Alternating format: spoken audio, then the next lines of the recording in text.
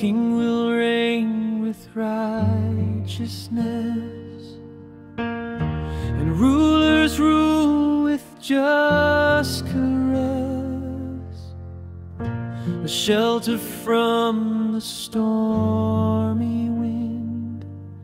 a stream in deserts deep within, and eyes that see will not be blind, and listening ears will hear the mind.